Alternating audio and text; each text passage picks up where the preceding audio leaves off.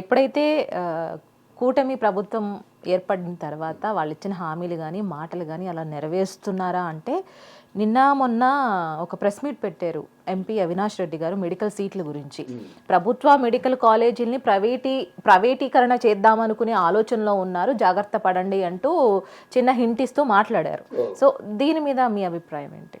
ఇక్కడ మన అభిప్రాయం కరెక్ట్గా చెప్పుకుందామా, నిజాలు చెప్పుకుందామా? కరెక్ట్గా ఇక్కడ ఏంటంటే ప్రైవేటీకరణకి గవర్నమెంట్కి ఎంత తేడా ఉందంటే, ఇప్పుడు జగన్మోహన్ రెడ్డి గారి తాలూకు హయాములో, ఆయన పాలనలో, రామరాజ్యంలో 17 మెడికల్ కాలేజీలు పెట్టారు.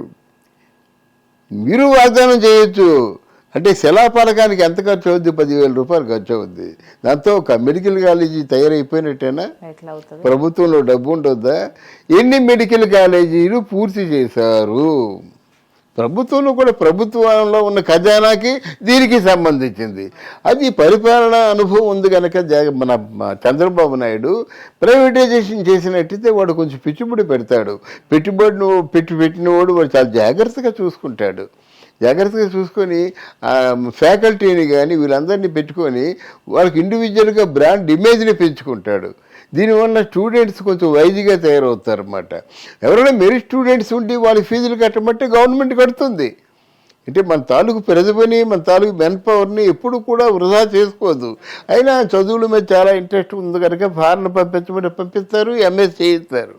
అలా కాకుండా కాలేజీలు అంటే కాలేజీకి ప్రభుత్వ ఖజానాకి లింక్ ఉంది ఇక్కడ. మీకు ఎవరికైతే కొంతమంది ఉంటారు, వాళ్ళ నాన్న బాగా సంపాదించాడు, నాకు ఇంకేమి లేదురా, మన మెడికల్ కాలేజీ మెడికల్ హాస్పిటల్ చాలరా అంటారు. అలా కొంతమంది కట్టుకుంటారమ్మా. 100 కోట్లు ఉంటుంది, ఏం చేసుకుంటారు? అందువల్ల పెట్టుబడి పెట్టేవాడు ఎప్పుడు కూడా దాని మీద కొంచెం ఇంత లాభం గడించాలని చూస్తాడు. వాడు స్టాండర్డ్స్ని పెంచుకోవాలని చూస్తాడు అన్నమాట. అనుకో బ్రాండ్ ఇమేజ్ పెంచుకోవాలని చూస్తారు కానీ ఇంకేం కాదు.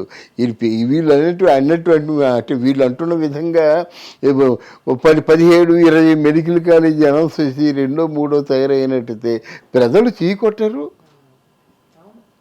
అందువల్ల అంటే రేపు పొద్దున్న భవిష్యత్తును ఊహించే మాట మాట్లాడినాడు. గవర్నమెంట్ కూడా కాలేజీలు కడతారు. దాన్ని ఎక్స్పెక్టేజ్ ఏమైనా కాలేజీలు కావాలంటే ఇప్పుడు ఎక్స్పెక్టేజ్ చేయాలి. కాలేజీలు కావాలంటే తప్పకుండా మెడికల్ సైన్స్లో డెవలప్మెంట్స్ అన్నీ దానికి అనుకూలంగా పెడతారు. ఇది వాడు పెడతారన్నమాట.